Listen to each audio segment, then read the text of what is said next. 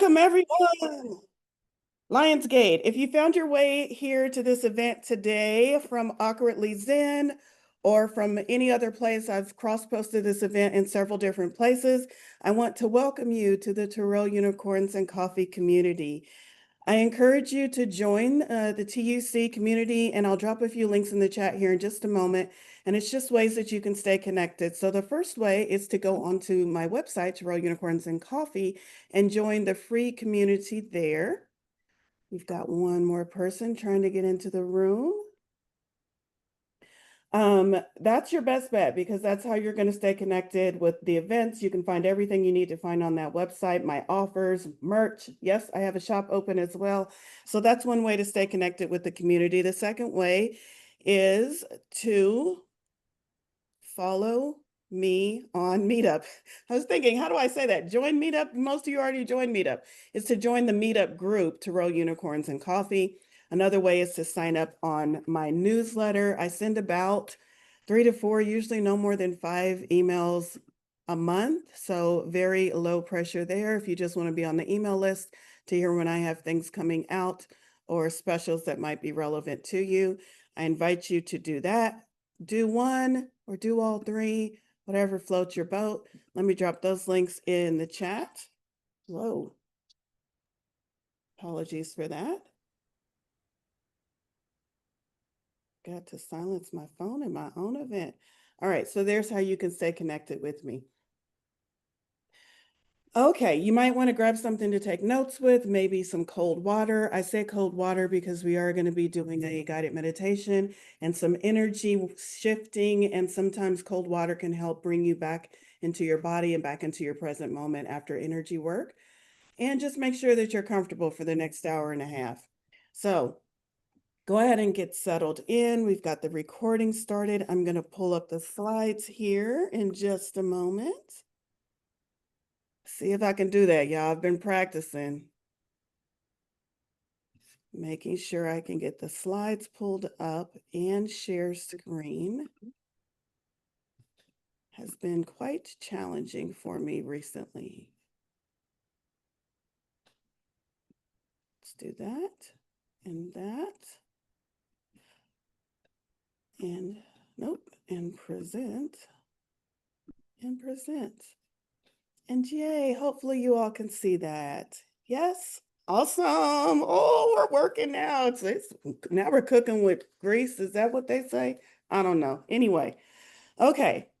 So hello, I am Valorie Lewis. I'm the founder of Tarot Unicorns and Coffee. I'm a psychic medium, a spiritual mentor and teacher, and I love, love, love exploring many, many metaphysical themes and also, of course, astrology. So I'm so grateful that you're here with me today. This is our 5th annual Lionsgate Portal event. And this year is Return of the King and Osiris Awakening. So this is one of my favorite spiritual gateways of the year. It's a time to step into and welcome deep transformation, a time to release what's no longer serving us, and also a time to remember and awaken more fully and to feel more truly empowered, to feel more fully and truly empowered. So let's just take a moment here to all collectively settle in, feel your body, feel your breath, wherever you are, allow yourself to be fully present in the here and now. Maybe take a few deep breaths, pull your focus to the present moment. All right. Good, good. All right, well, the theme for this year's Lionsgate Portal, as you can see, is reclamation. That's our theme this year. Now, while Lionsgate is often described in abundance or manifestation-focused terms, it's also a time of cosmic intensity. Some of y'all may have felt some of that cosmic intensity here of late. Many people are actually being shaken out of alignment before they can step into their next season. So I know a lot of people are experiencing that shaken, that imbalance, that scattered, chaotic energy right now. By show of hands, anybody feeling that more predominantly than in the past or more emphatically? Yes, I see some big head nods and some Some hands going up in the air. All right. So we're already feeling it, and y'all came here to figure out what the fuck. Please, Valorie, tell me what's going on and what I can do about this. All right. So first, let's talk about what is a portal. As we talk about Lionsgate portal, portals are places where the veil is thinner and unexpected or unexplainable phenomenon can occur. Portals are like an opening in the rip or the vein of reality. It's like a rip in reality. It's an opportunity for us to find new perspectives, to release old patterns, beliefs, and to integrate with these new energies. So stepping through a portal or into a portal might feel like an awakening, ascension. Those are terms that a lot of us hear, a paradigm shift. It could also feel like increased frustration, a lack of patience, heightened emotions, or just a really weird, trippy feeling that you can't quite put your finger on. So all of these things coming together is what it feels like to be in a portal. But most of all, what portals are about are transformation, transformation, transformation, transformation, transformation of some sort. So as we talk about the Lionsgate portal, let's get into the details of that.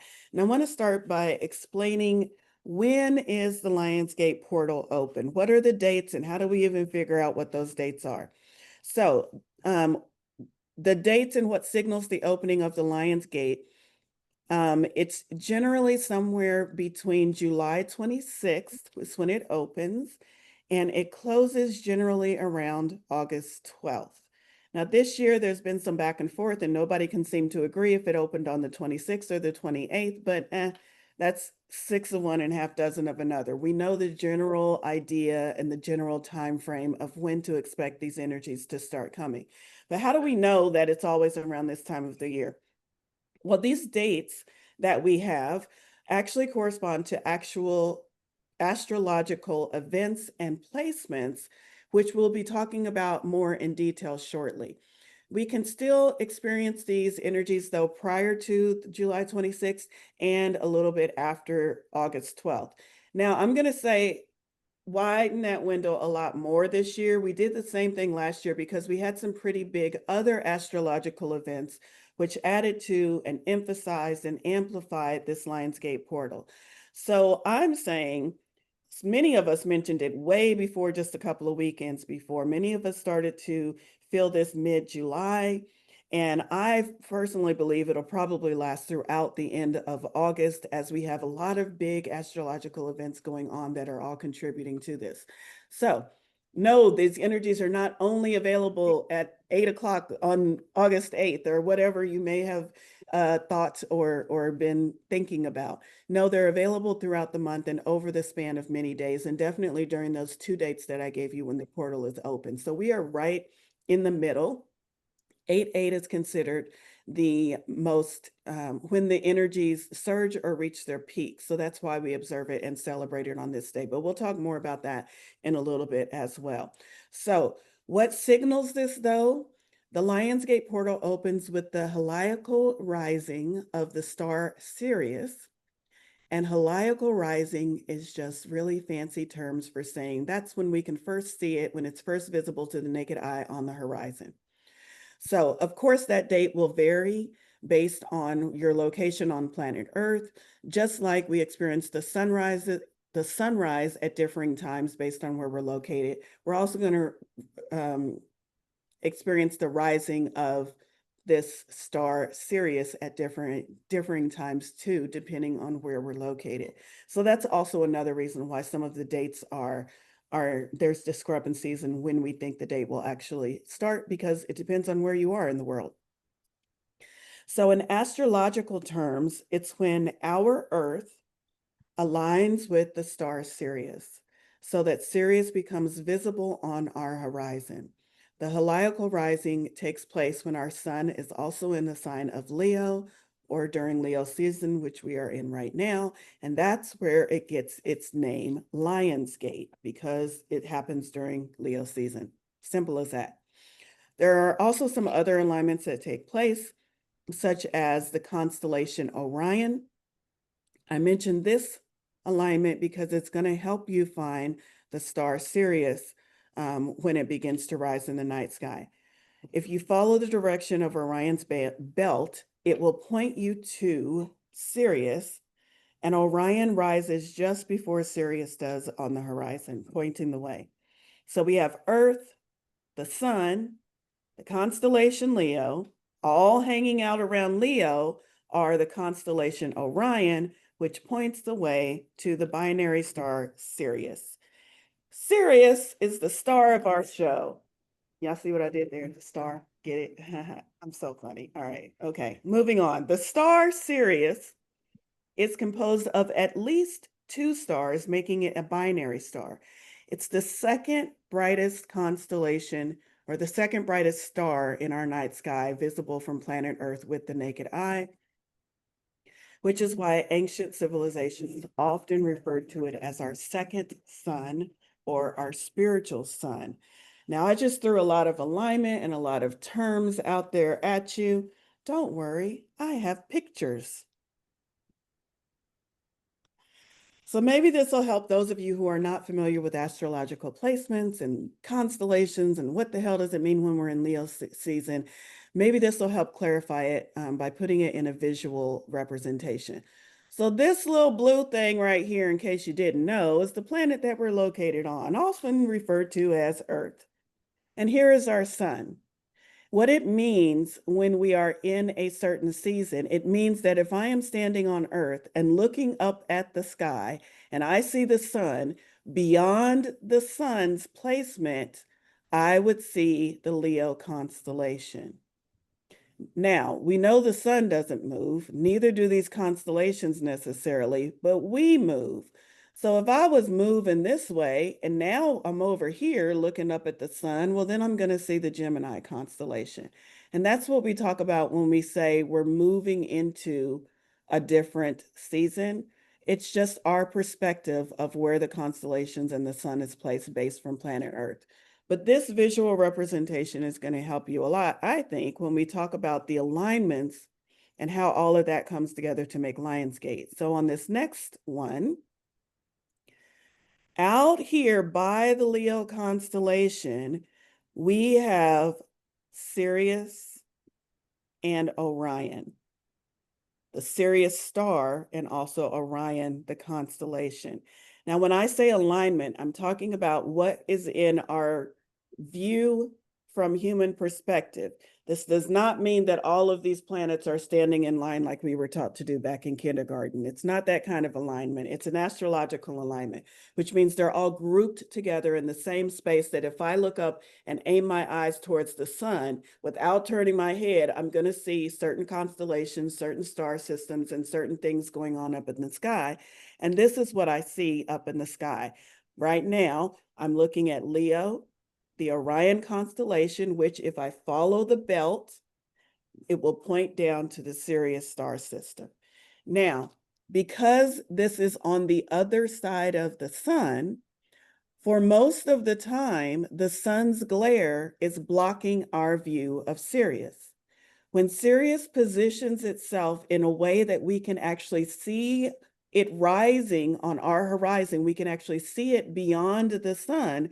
That's what we call the heliacal rising of Sirius. It's when we're finally able to lean over and see it just a little bit behind the sun. So that's what all of this means. When all of these things line up and when we're able to see Sirius in our night sky for the first time rising up over the horizon, it's also when that star system is closest to us, which makes it look much bigger. That is what all of this alignment means and how we get to these dates, because these are the dates when we align with these star systems and constellations. Let's see. I think I covered that pretty well. I'm going to move on. If you have questions, make sure you're jotting them down. I will give time for questions towards the end. All right. Now, I'd like to point out here, we talked about the alignment and what starts that Lionsgate portal, but let's dig in a little bit more and talk about exactly what the Lionsgate portal is. It is a relatively new observance in spiritual communities. Excuse me. First becoming popular around 2012. Now, even though Even though it is a new observance in modern times, it has its roots in ancient celebrations. Long before we were calling it Lionsgate, it was a sacred celebration for many civilizations, and we'll talk a little bit about a couple of those civilizations here in just a minute. Now, the name Lionsgate was dubbed by modern-day mystics and light workers who took notice of this alignment, who became aware of ancient celebrations, and decided to call it Lionsgate. Now, Lionsgate historically, let's talk more about the ancient roots and those older ancient civilizations that celebrated these or celebrated the observance of this Heliacal rising.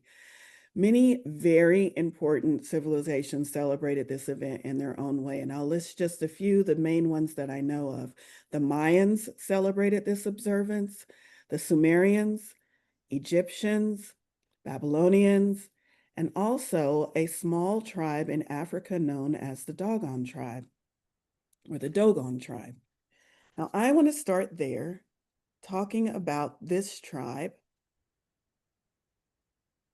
The Dogon tribe is a Mali West African tribe, which became popularly known for their otherworldly knowledge. The Dogon tribe was studied, discovered. I don't know how we discover them. They were just stumbled upon by modern people. In about 1930, there was two researchers who spent time studying the tribe, learning their language, and getting information about their civilization. And that was around 1930. Now, the interesting thing about this is what they found as a result of researching the records and talking to the tribesmen is that this tribe claims to have been visited by interstellar beings from the Sirius star system. During the time when the Sirius star is closest to Earth is when they say these beings come down or came down and visited them long ago in their ancient history. Now, this tribe actually has ancient transcriptions and knowledge that far exceeds technological abilities. They accurately depicted that Sirius is actually a binary star system, which means when we look at it, we see it as a bright star. But if we were close enough, we would see that it's actually two stars that are really, really close together. And that's why it's so bright for us. So they were able to tell us that they actually said that there were three stars. I'll get to that in a minute. But their inscriptions, their ancient texts, their storytelling all revolved around the story of Sirius was more than one star. Now, what's so interesting about that is that was hundreds of years before modern astronomers made that same discovery. That was something that is not visible from the naked eye. You cannot tell that it's more than one star, and there was no technology, there were no telescopes. They just had this knowledge because they claimed that the interstellars that visited them told them, hey, we came from more than one star. So they don't call them Syrians. I call them Syrians. The Dogon tribe calls them Nomos, Nommo, beings from the Sirius star system. Now, their story is really, really fascinating. I'm not going to go into too much more detail. I just wanted to go back to what I consider one of the earliest recollections of a celebration of this Sirius star rising, and how even in the earliest ancient civilizations, they tied it into interstellar happenings, and they tied it into interstellar Sirians and interstellar visits from interstellar beings. I am going to pause for just a moment and see if I can drop a link, because I do have a link for you. I don't think it's going to let me do it that way, so let's stop the share. I do have a link for you that is a much longer, words, Valorie. video that you can watch on YouTube if that interests you. I was just so intrigued by it. We don't have time to go into all of the details, but I'm going to put it over in chat if you want to watch that video on your own at your leisure. All right, so let's go back. You've probably never heard of them in school. Whoa.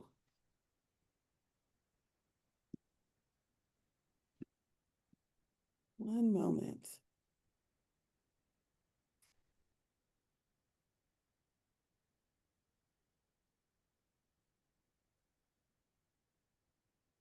Ooh, I'm struggling, y'all. I got the screen share. One moment.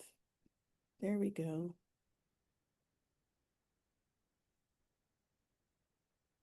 And we're back. Okay. So we were talking about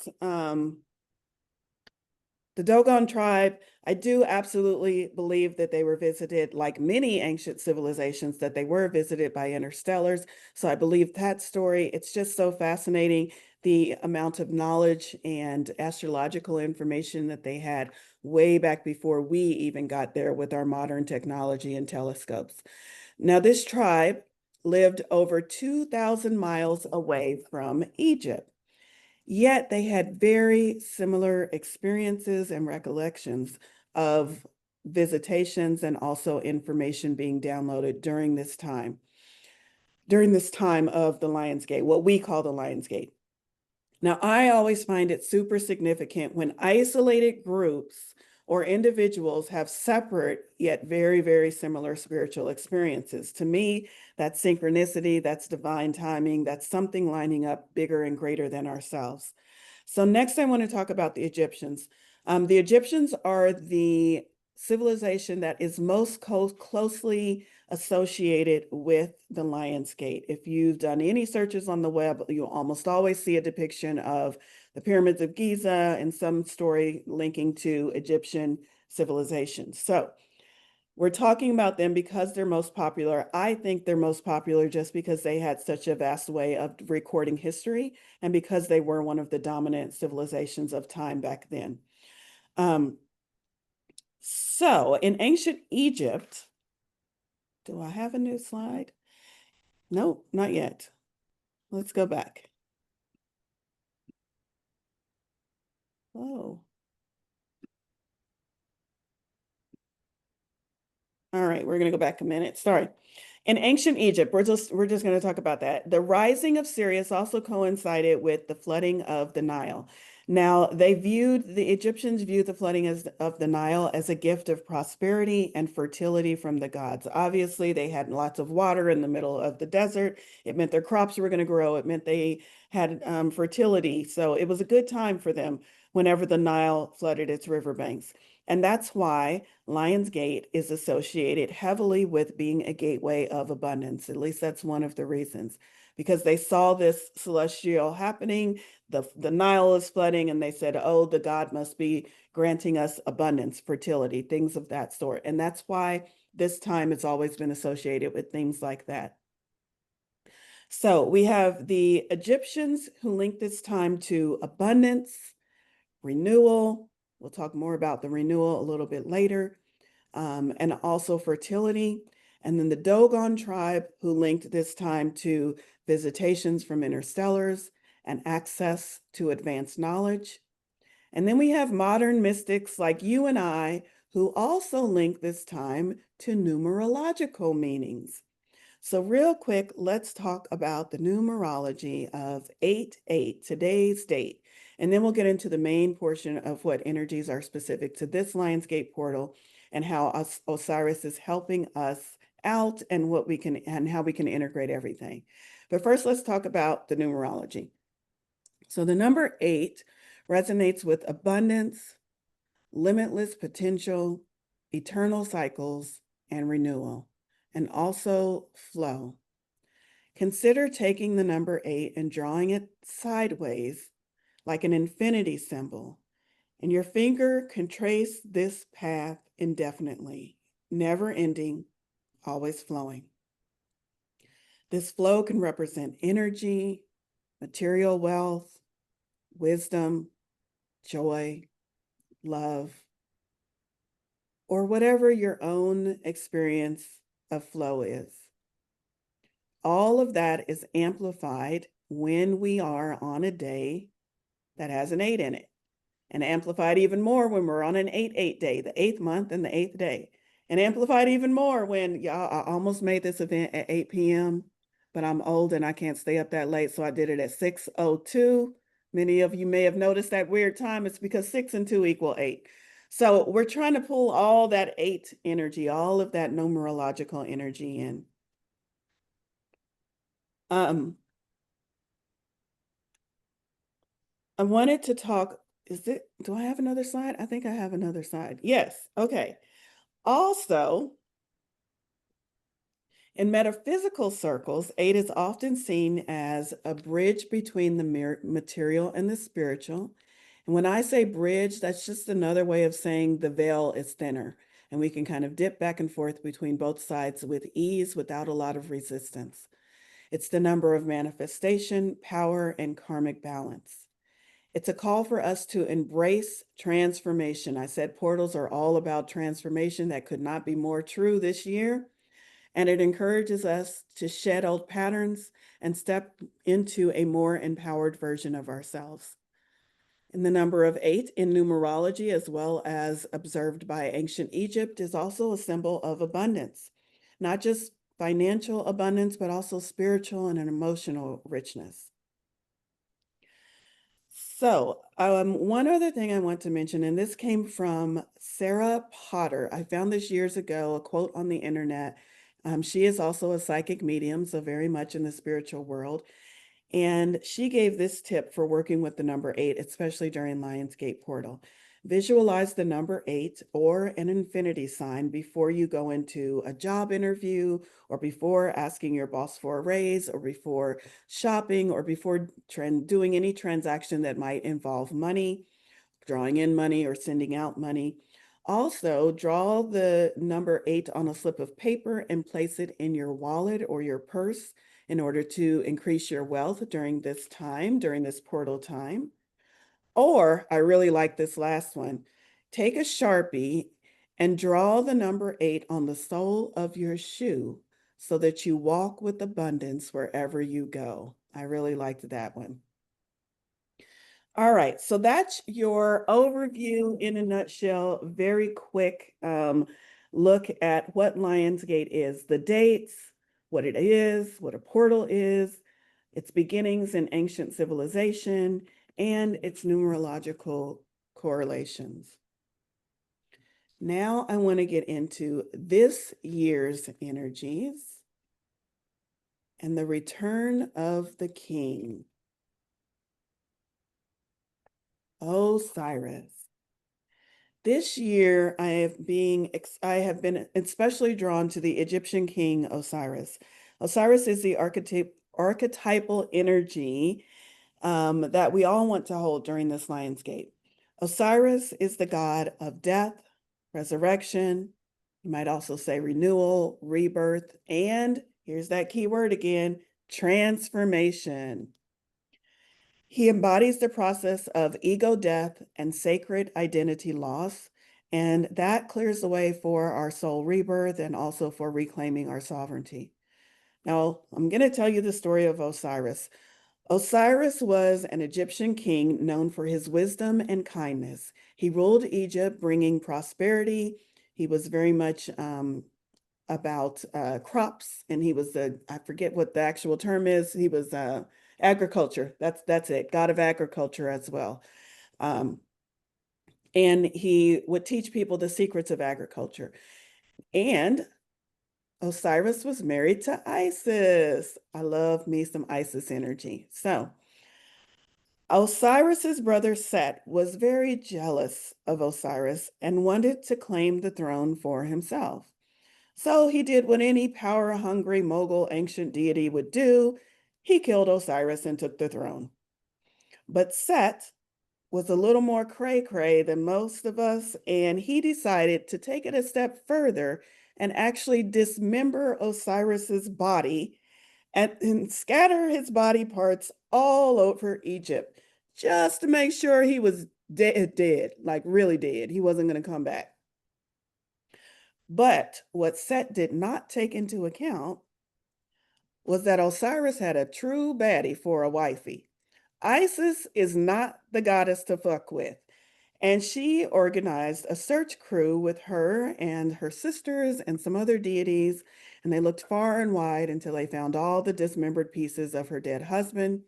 She pieced them back together, performed some kind of necromancy magic to bring him back to life.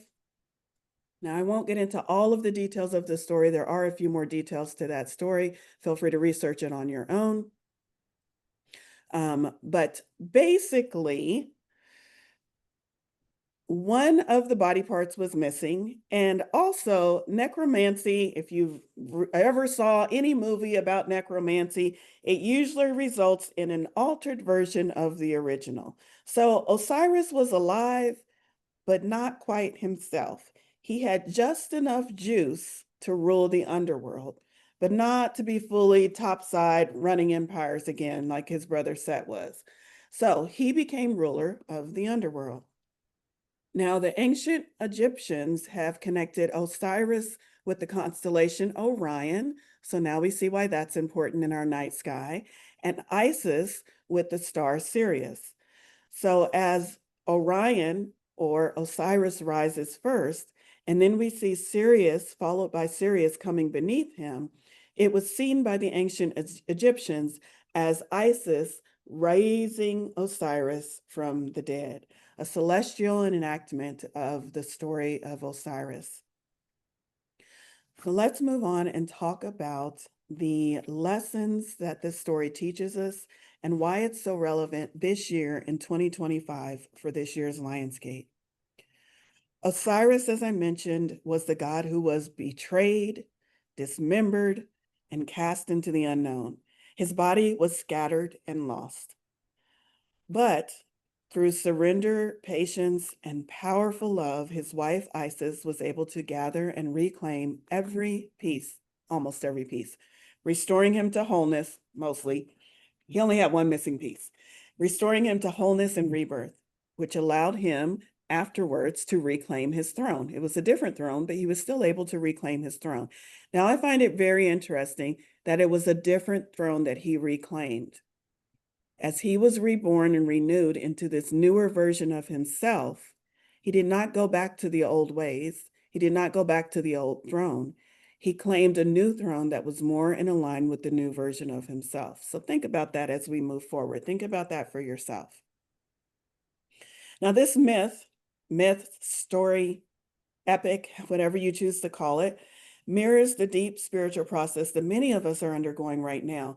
Parts of our identity, parts of our power, our soul might feel lost or broken or hidden.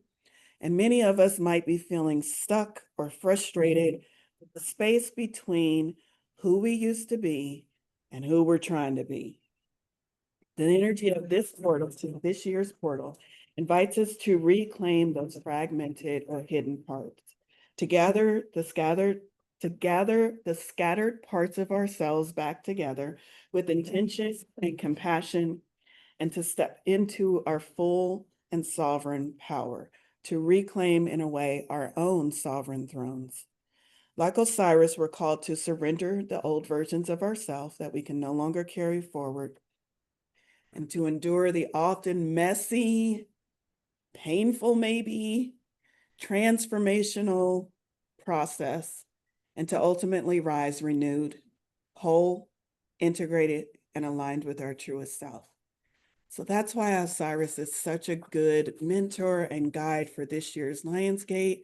He's really going to help us get our shit together, literally, y'all, pulling all of our stuff back to ourselves. Now, I want to go just a little bit deeper on this theme of Osiris.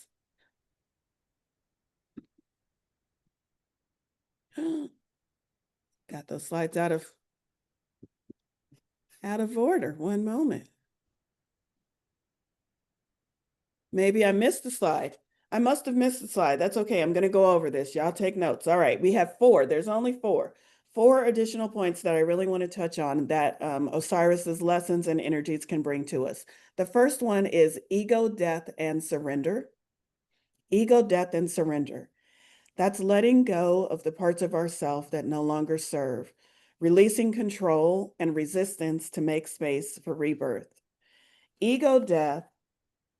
Ego death is about the conscious dismantling of the identity, habits, and beliefs that were built to help us survive. This is how we survived our past. This is how we have been surviving up until now. But those beliefs, habits, patterns, identity is no longer compatible with the future that we're trying to step into. So it's kind of also for many of us letting go of survival mode. Now, the second theme I want to talk about is sacred identity loss. Sacred identity loss. This is understanding that losing old identities or old version of ourselves is part of our spiritual journey and necessary for us to step forward and for us to grow. So taking the time to send gratitude to those versions of ourselves and even grieving their leaving is going to be really important during this portal. The third thing is soul integration and reclamation. Soul integration and reclamation. That's reconnecting with your true essence and reclaiming hidden or lost parts of your soul's power. They might be hidden under layers of trauma, masking, shrouded by fear, or just parts of you that you've forgotten over time. It's time to reclaim them. And then the last theme or the lesson that Osiris brings us is, of course, transformation. Transformation is embracing the full cycle of death and rebirth within yourself, trusting that transformation is not only possible, but that it is essential for your path. So a lot of us are resistant to that letting go phase. We're ready for the calling it in. We're ready for the rebirth, but we're resistant to the changing and the letting go and the shedding. And so transformation in this sense, in Osiris's lesson, he's teaching us how to be in the flow and how to not resist the letting go, the surrendering, that part of the process, the death of our old versions of ourselves, to not resist that part of the process. Now, these are some pretty big themes, if I do say so myself. I've been experiencing them, reflecting on them, also trying to process them and work through them, and they're big. They're big. In a few moments, I'm going to lead the group in a guided meditation so that we can explore these themes on a more personal level and also integrate them, integrate the energies, the lessons, and any insights or awareness that might come to us during the meditation. And then also energetically step through the Lionsgate portal and into our highest version of self. So I do believe we are at the spot where I would like you all to prepare yourself for a guided meditation. Get comfortable, maybe turn your camera off. If that makes you feel more comfortable, I want to make sure.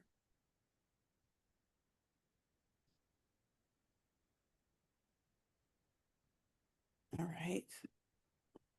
Make sure we're all settled in.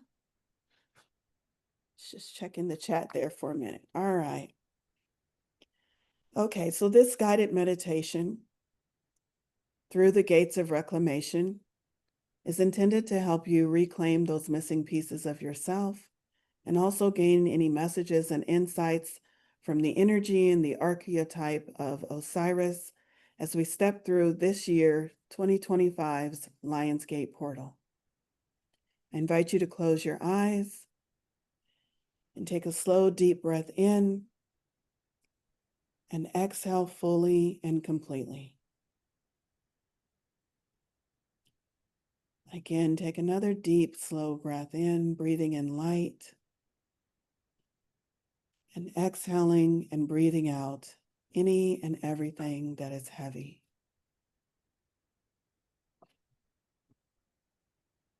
Feel the weight of your body, supported, by wherever you might be seated or lying down.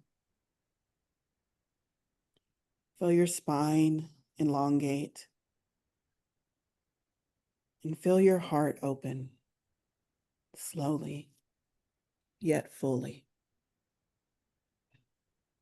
With each breath, you drift further away from distraction and deeper into the present moment.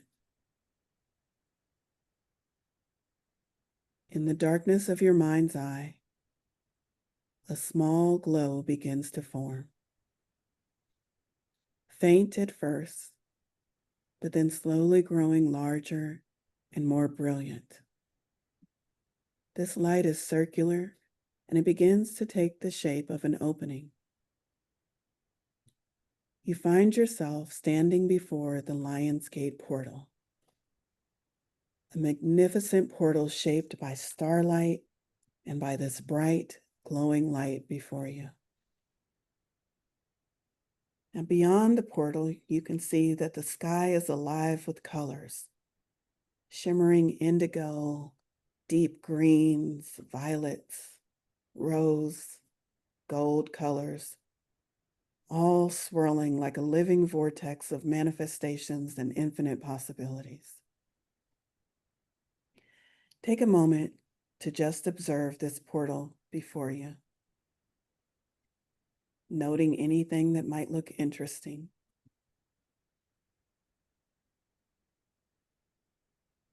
Now, as you continue looking at this portal, you notice that from within the portal, a tall, regal figure emerges and steps out onto your side of the portal.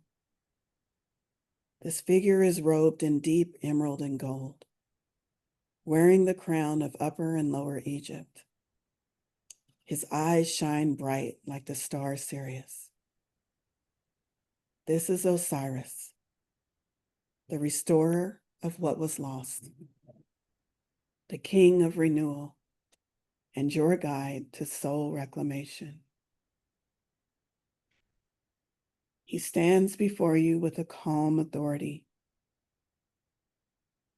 You have come to reclaim yourself, he says. First, there must be a letting go. Osiris gestures with his hand to your right, and as you turn to look, you notice a small mirror-like surface of still water. You walk over to this small glass-like pool of water, and you look down and gaze upon your reflection on the surface of the water. In this reflection, you see the version of yourself that cannot pass through the Lion's Gate portal. This version of you is the one that was shaped by old fears, by outdated identities, and by burdens that you no longer wish to carry. This version of you had to learn how to survive in the scrappiest and most resourceful ways. Take another step towards that reflection, and look deep into their eyes. Acknowledge everything they have done to get you to where you are today. Every effort, every lesson, every survival tactic. And I'll give you just a few moments to reflect on those moments, those lessons, those experiences, that old version of you that brought you to where you are.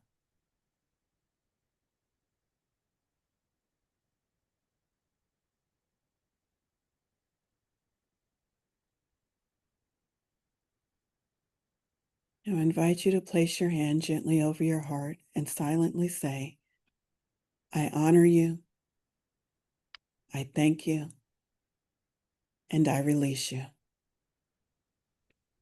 Feel the relief in your body as you release this version of yourself with love and gratitude. And also see if you can sense the relief that that version is feeling. He or she is relieved and happy to no longer have to keep performing or contorting itself to fit in. That version knows that it cannot serve you any longer. And it is so relieved that you are finally letting it retire. Watch as this old self smiles in peace and then dissolves into golden light on the surface of the water, returning to the universe with gratitude and love. You now feel lighter and you feel ready. You turn back over to where Osiris is standing, and Osiris nods at you, showing his approval of the death and the release of that version of yourself. And now he gestures to you and invites you to step through the Lionsgate portal. You take a step through the portal, and instantly you are transported into a vast cosmic chamber. Stars above, water beneath your feet, yet you walk and float effortlessly in this area, in this chamber. Around you, you begin to notice floating in the air are countless points of light. Some are warm and golden, others are pale, flickering, barely shimmering. These are the pieces of you that became scattered across time, across space, perhaps even across dimensions, scattered through pain, through letting go, getting. Osiris now commands you, call them back. Call back your truth. Call back your joy. Call back the power you thought was gone. Call back love. Call back happiness. Call back your natural state of abundance. It is all yours, and it is all you. Call back all your pieces of self now. You extend your hands, and one by one, the points of light begin to drift towards you, drawn by your intention. Each piece carries a memory, perhaps a message, a gift, and most importantly, an aspect of your soul. As they touch you, they dissolve into your being, filling in spaces and places that you didn't even know were empty. When that last point of light has returned to you, Osiris steps closer. And now he is holding out a crown, and he places it gently atop your head. Your wholeness is your birthright, he says. Ask now, and you will hear what your guides wish you to know about keeping yourself whole and reclaiming your power. I invite you to silently ask, what guidance do I need to protect and live from my reclaimed self? Listen not with your ears, but with your whole being. Notice what you sense, any words, any visions, maybe just a feeling or a knowing. Whatever that is, trust it. I'll give you just a few moments of silence to listen to the answers that come forward.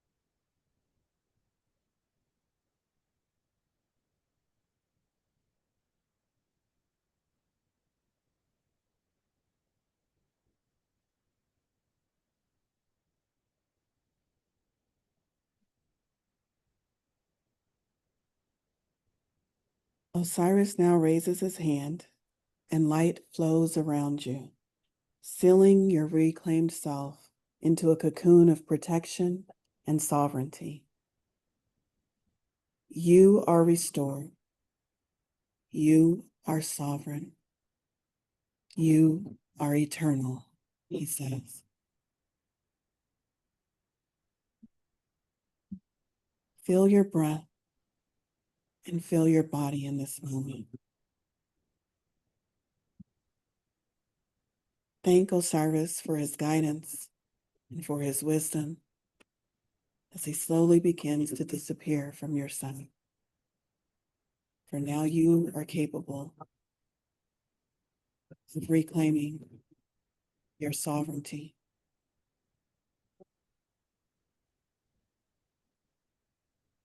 Once again, notice if there's any differences in your energy field. Perhaps you notice a lightness. Perhaps you're taking deeper breaths, feeling more relaxed. And settle gently into this new version of you, this complete and whole version of you.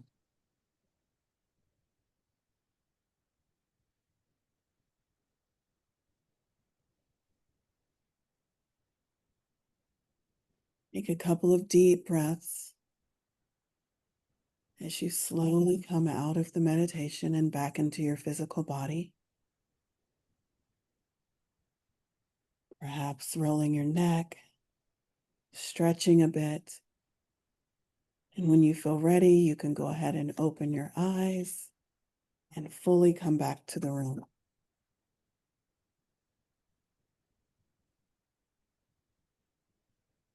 Give you just a few moments to let everyone come back.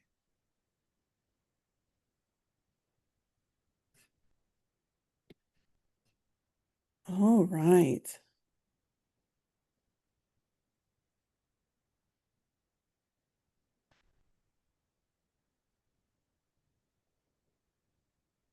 While you're all coming back, I'm going to get the screen up again.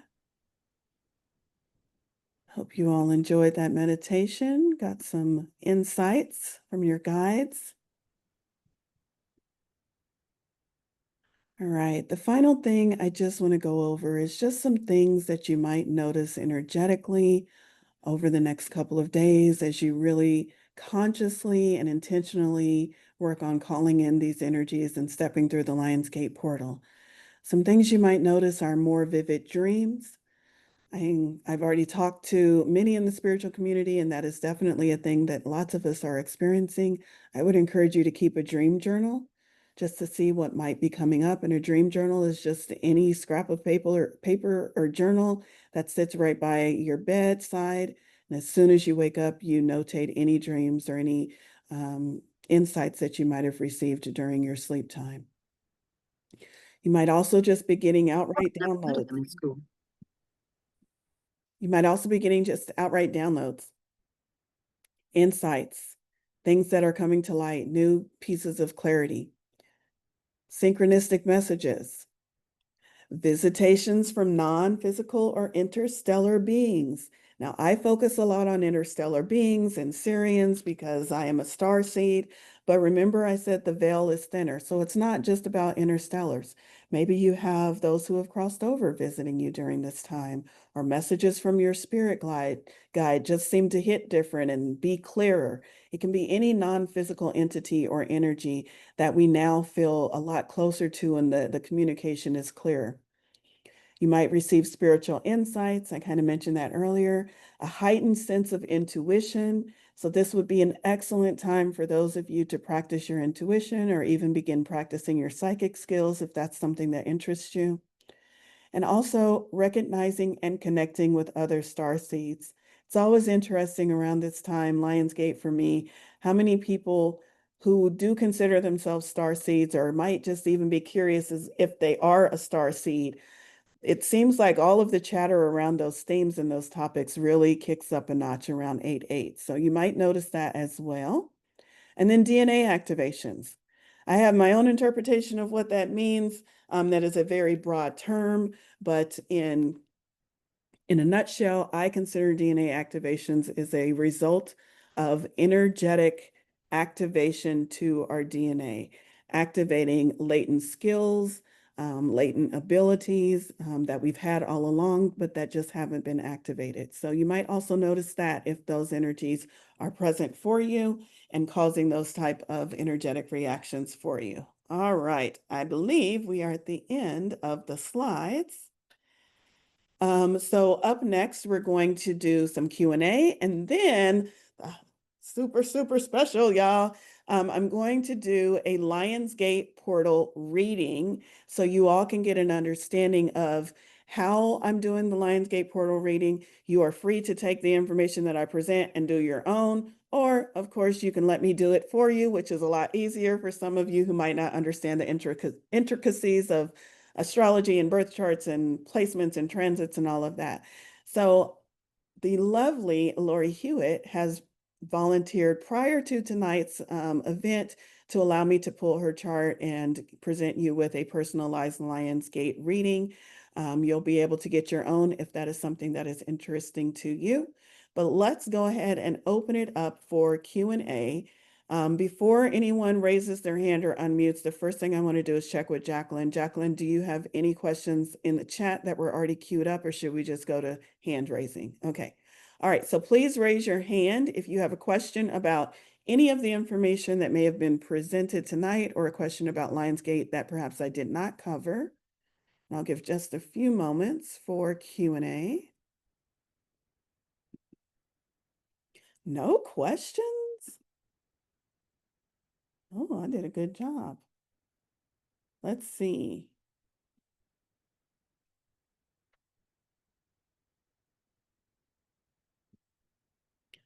Looks like there was something.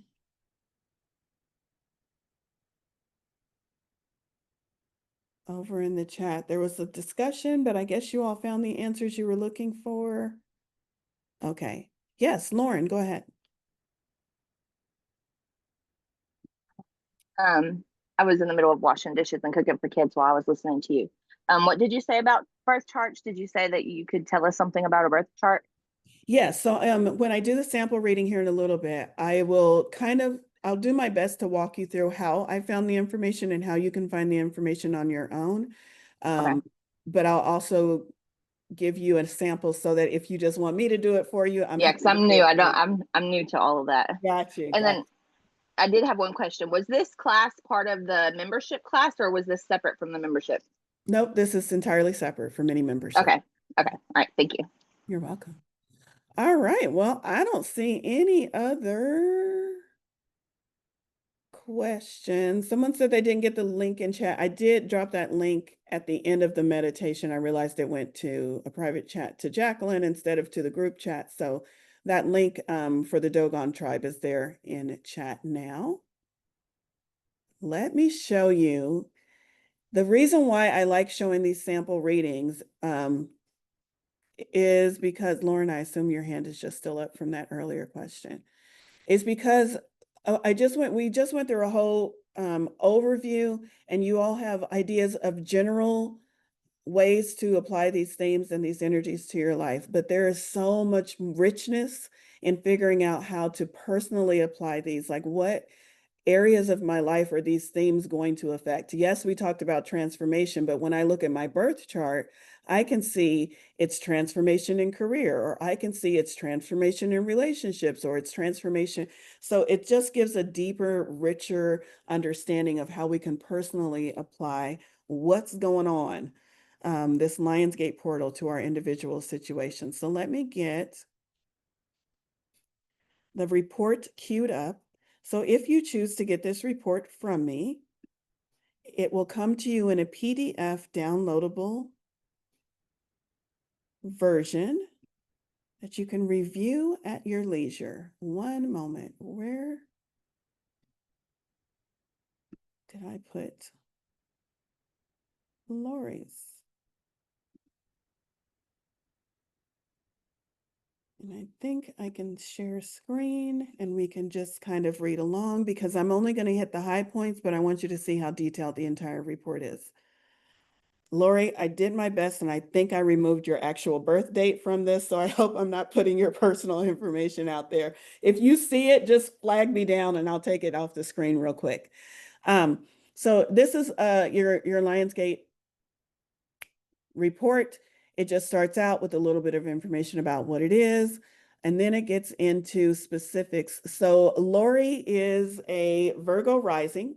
So it talks about how Lionsgate is specifically going to affect Lori's Virgo rising, which also happens in her 12th house of subconscious, spiritual renewal, and closure.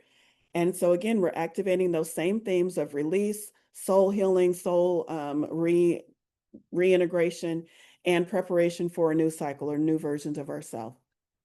So Virgo rising individuals such as the amazing Lori will experience this as an inner clearing process.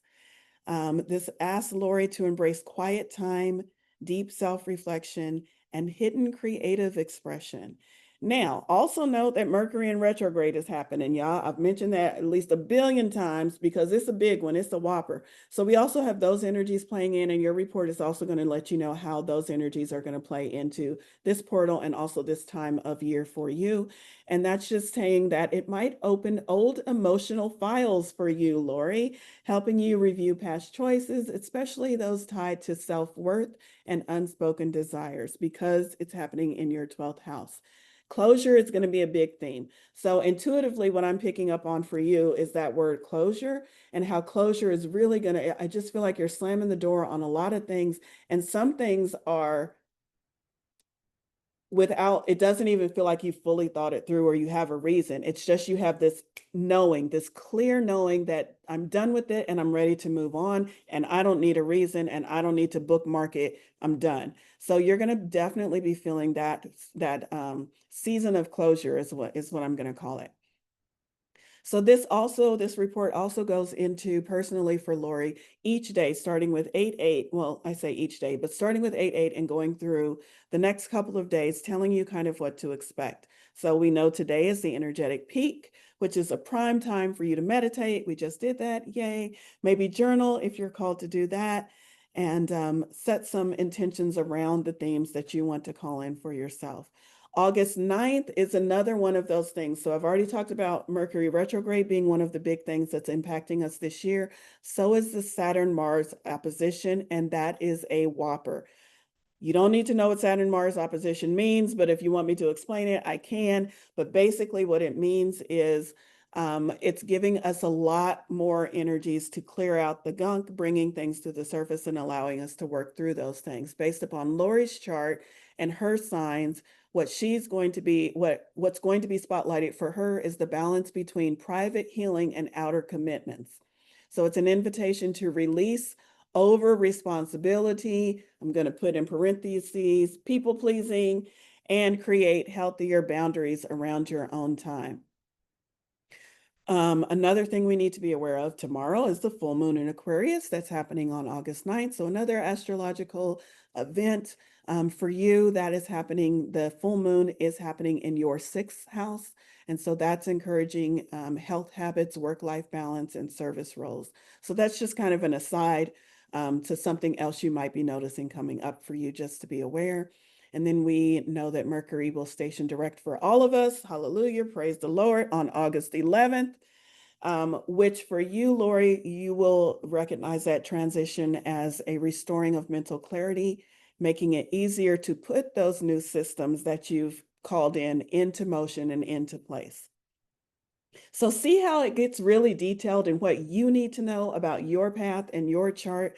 I love these reports.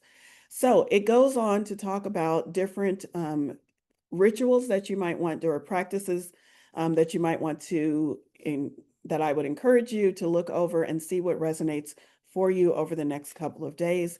There's a 12th house releasing ritual. There's creative solitude. And it says rituals, but these are really just activities that you might take that will help you better integrate these energies. service through subtlety, quiet acts of kindness, and anonymous support to others align perfectly with that Virgo rising gentle strength during your 12th house activation. So it sounds like it's a lot of inner work and just being more quiet and behind the scenes as you're integrating and working with all of these things. Health and energy reset, that's the full moon's effect on your chart during this time as well. So it even gives you a timeline of things you might want to practice and what days you might want to do them on, even through the end of the month or the end of the season, which is on the 25th. Some key takeaways for you. Lori, I'm going to email this PDF to you after the event. Don't worry, you don't have to memorize it by sight. And then just a little redo of a ritual summary. This is just kind of different little things you might want to do. I like that it talks about using water as a clearing mechanism, journaling about what you're releasing, and about what you might want to embody. It's just a lot of good information in there. Now, this is what, oh, let me read the last statement because I really like that. Lori's 2025 Lionsgate is a soul detox, inviting her to close old chapters and quietly see the next phase with clarity, compassion, and inner strength. So I love that. So what do you need in order to get a report like this for yourself? Well, you could have me do it for you, but some of y'all want to do it yourself or at least know how to do it yourself. And I'm more than happy to share that with you. The first thing you're going to need is your birth chart. I like using a site called let me get the exact time. AstroSeek. Astro-Seek is the site that I like to use. You need your birth date. Hopefully you know that by now. You need the city you were born in, city and state, because what it's doing is it's giving you, it's calculating the exact location of your birth. And then you also need the time of your birth, as accurate as possible. A lot of people who don't have access to their birth certificates say that they don't know that. Here's what I would suggest. Get out a pendulum and a pendulum chart and find it. Or sit in meditation and ask your guides, can they give you best guess? Because you will need a date in order to get accurate information for your birth chart. Okay, so you've put all that information in, you hit generate birth chart, and now you have your birth chart. What you're going to do is you're going to look and see where Leo falls in your chart. What house is Leo in? That is going to tell you where in your chart these energies will be activated. So for Lori, it was her 12th house, and 12th house has those themes that we talked about. So that's what's being activated for Lori. For you, it could be something totally different. Your Leo is going to be wherever your Leo is. It's not fixed. It's different for every birth chart. So you want to figure out where it's located in your chart and what house it is located in. Then you can just do a quick search on the internet, give me themes for the 12 astrological houses, and it'll give you a list of all the different themes, and you'll know. It'll say like family for one house or career for another house, and you'll know what themes of transformation are being activated for you. Now, the other thing that we did with Lori's chart, which if you are a bit more versed in astrology, you can do this as well. As you look at the house that Leo is in, also look and see if there are any other planets in that house. Anything of note, anything significant.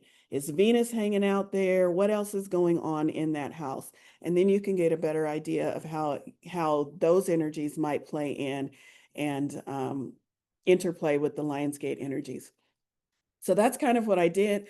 My reports are AI assisted, but as you can see, as I'm reading through the report, well, before I even put Lori's report together, I had to review it and check it for accuracy and make a few corrections. And then also, as I read through the report, I also get intuitive hits like the ones I shared with Lori, although they were brief. And that is what I will provide also, not only the report, but just a little brief synopsis or summary from me, my own psychic intuition on what these themes or how these themes might play out for you on a personal level. So how do we get the report, Valorie? And how much is it? Y'all are not going to believe this. It's only $8. It's only $8. I'm going to post the link. I will say, There is an issue, there is a slight issue with, I'm not sure if the link allows you to enter your birth date information. I am struggling with getting my website to get that information to show up. So you can still order the report. It'll still go through. It'll still be fine. But you might receive a follow-up email from me after your order asking you for your birth chart information, which is those things that I just told you. And so there's where you can order your $8 Lionsgate 2025 report. I am super excited to be able to offer this. It does take me quite a while to put it together because I'm proofreading it, I'm checking it for accuracy. I do actually pull up your actual birth chart and look at that as well, just to make sure AI didn't make any mistakes and see if there's anything else that I pick up on. So it's not just AI, it's AI assisted because AI types it all out, but I'm looking at your actual birth chart on that website that I talked about. Getting any additional information, I'm also going to provide you a brief section at the end of your report where it's just my own intuition and my own read of what might be going on for you personally. So you get a lot for $8. And because I'm doing a lot for $8, I can only do 20 of them, y'all. I can only do 20 of them. So please, if you're interested in that report, go ahead and jump on that and get your report. And that is pretty much all I had for today. Are there any other questions or anything, maybe anything you all want to share about what you might have been experiencing during this Lionsgate, what you're looking forward to calling in? Just want to give a couple of moments in case there's any way that I can support you before I let you go. Everybody's just sailing through this Lionsgate with no issues, no challenges. Lisa. I'm curious, like some of the things that you said that could be happening, are these just happening to specific people that are in the frequency of it, or is there something to do to increase it or like tune into it, or you just, I mean, I know stuff is happening. I don't feel well, but I don't know what's behind the scenes. Yes, so that's a great question. The general overall, the list that I gave of you might be experiencing these energies is something that we all are going to experience on some level. Some of us are experiencing them subconsciously because they're nothing but a blip. It's some kind of part of our everyday life. And some of them are experiencing them more emphatically, like the downloads. A lot of us, if we're psychic mediums, we get downloads every day and maybe we don't quite notice any change in that. But there's other things that we're all noticing collectively on a general basis. Now, to answer your question, is it more specific? Yes, it can be, because if your certain parts of your birth chart are activated by these transformations, then maybe you're not so much in the, maybe let's say your birth chart is activated and the theme you're working on is heart healing. So maybe you kind of notice the downloads, but maybe what you're really noticing is the emotional upheaval because of where this is falling in your birth chart and what it is activating for you. And when it activates these things, it's doing so because we can benefit so much from reflecting on these things and taking these themes to heart and working through them and amplifying our own life by them. So yes, Lisa, some of it is for all of us, but we're going to experience it on a personal level to varying degrees. I hope that answered your question. Okay, great. All right, any other questions or comments? Anything that you may have became aware of during your meditation or anything like that? Pamela, I see you waving. Go ahead. I just wanted to say thank you, and for some reason it's not letting me put it in the chat. So I just wanted to say thank you. Okay. I may have messed that up. All right. Thank you. And thank you for being here. So glad to have you, Pamela. All right. Well, I think that's all I have for everyone tonight. I want to thank you once again, and I want to encourage you to please, please, please take a moment to just sit and really be grateful for these energies, to really take the lessons in of these energies, and to step through that Lionsgate portal. I cannot wait to meet the new versions of you all. All right. Good night, everyone. Thank you all so much.